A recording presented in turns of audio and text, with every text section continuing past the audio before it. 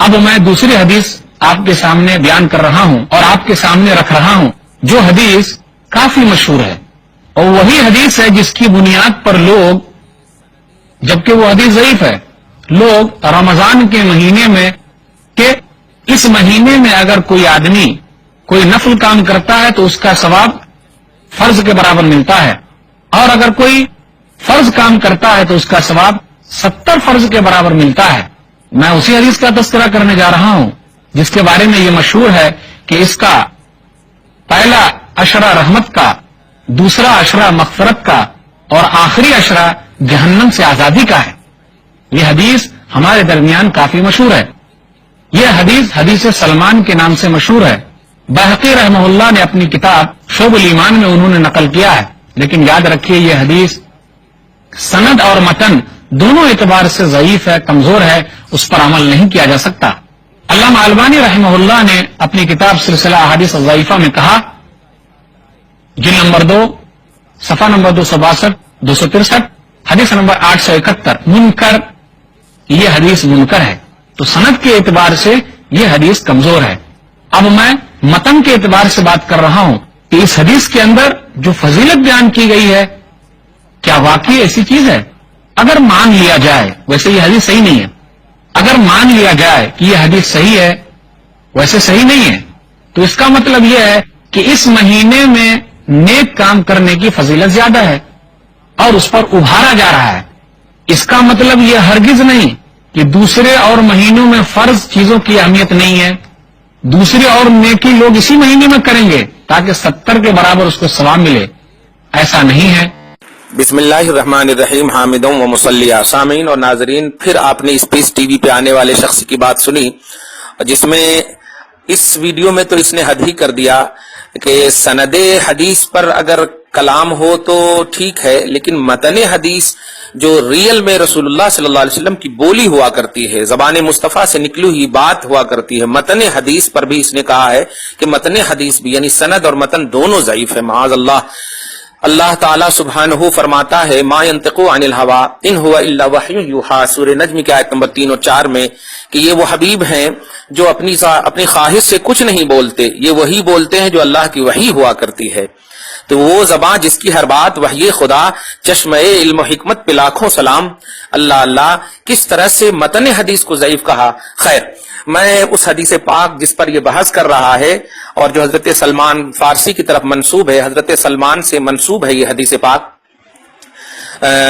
کہ راوی وہی ہیں، اور البانی کے ذریعے سے جو ابھی ماضی قریب کا اس سے پہلے کی ویڈیو میں بھی واضح کیا تھا، آپ دیکھیں کہ کن کن امام نے کس طرح سے اس حدیث کو صحیح کہا ہے۔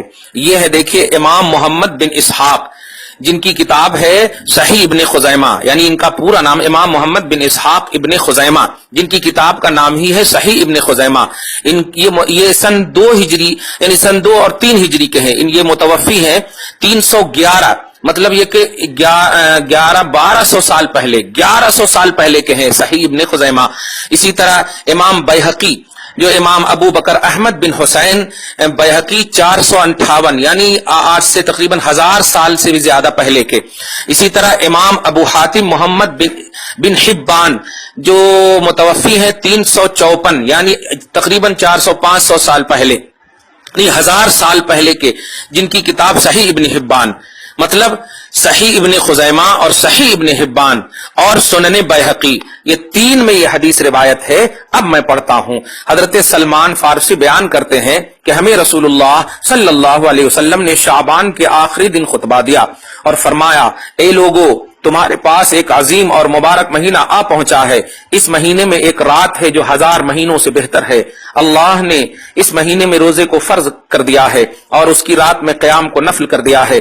جو شخص اس مہینے کو یا اس مہینے میں کوئی نیکی کرے تو وہ دوسرے مہینے میں فرض ادا کرنے کے برابر ہے، اور جو شخص اس مہینے میں فرض ادا کرے تو وہ ایسا ہے جیسے دوسرے مہینے میں 70 فرض ادا کیے۔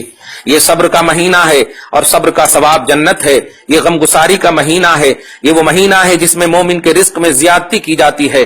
اس مہینے میں جو کسی روزہ دار کا روزہ افطار کرائے اس کے لیے گناہوں کی مغفرت ہے اور اس کی گردن کے لیے دوزخ سے آزادی ہے۔ اور اس کو بھی روزہ دار کے مثل اجر ملے گا اور اس روزہ دار کے اجر میں کوئی کمی نہیں ہوگی۔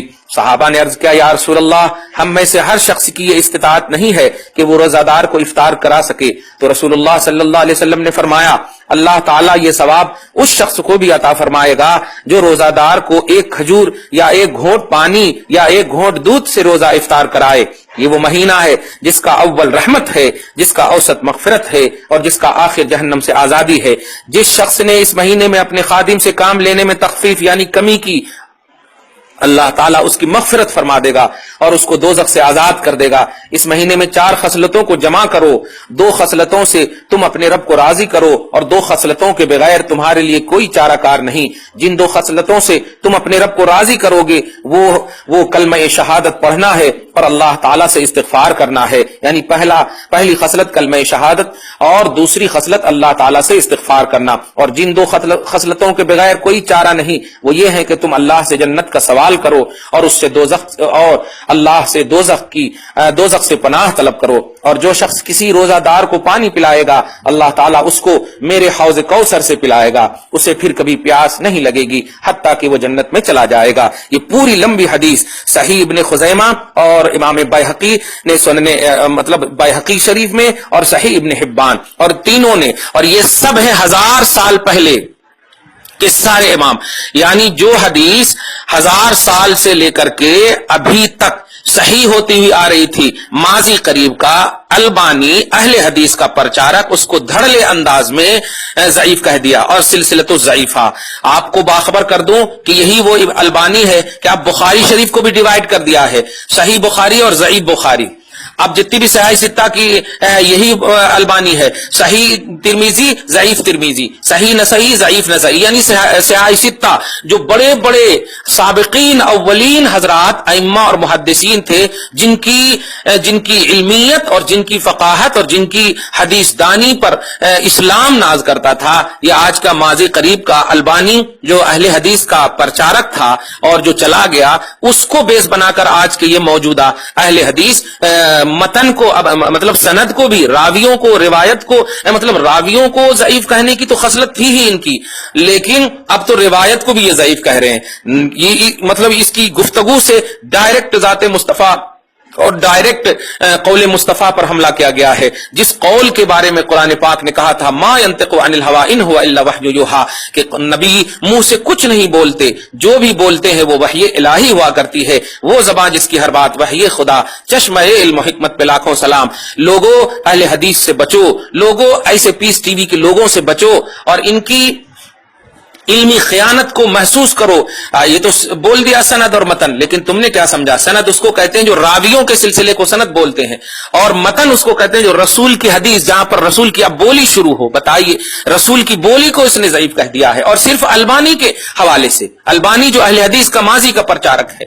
بتائیے یہی جب یہ مر جائیں گے تو ان کی نسل جو ہے ان کو بیس بنائیں گی کہ میرے حضرت ثناء اللہ صاحب یا ثناء الرحیم جو ان کا نام ہے، یہ انہوں نے ان کو ضعیف کہا، پھر ان کی نسلیں یعنی ایک دوسرے کو یہ بیس بنائیں گے۔ اور اہل سنت والجماعت اگر ائمہ اور مجتہدین کو مقلد اور متبع مان رہے ہیں اور ان کی تقلید کر رہے ہیں تو ان کے نزدیک شرک ہے، یعنی یہ البانی کو بیس بنائے ان کی تقلید کریں تو شرک نہیں ہے۔ کیا بات ہے، جو تمہارے نزدیک سنت ہو جائے وہ میرے نزدیک مطلب بدعت، اور جو تمہارے نزدیک بدعت ہو اور شرک ہو وہ میرے نزدیک سنت۔ یہ کیسا مطلب یہ کہ دو رنگی ہے؟ سراسر ایک ہو جا، دو رنگی چھوڑ دے، ایک ہو جا۔ تو اہل حدیث کے ایسے پرچارکوں سے آپ سب بچیے اور باخبر رہیے۔ امام محمد بن اسحاق نے ابن خزیمہ صحیح ابن خزیمہ میں اس حدیث کو صحیح کہا، امام ابو بکر نے سنن کبریٰ اس کو بھی صحیح کہا، اور صحیح ابن حبان امام ابو حاتم محمد ابن حبان نے بھی صحیح کہا ہے۔ لہذا اہل حدیث کے دام فریب سے آپ سب بچیے، اور یہ حدیث جو رمضان کی عظمتوں اور فضیلتوں کے حوالے سے جو بیان کی گئی ہے بالکل 100% صحیح ہے، 100% صحیح ہے۔ والسلام علی من اتبع الہدی۔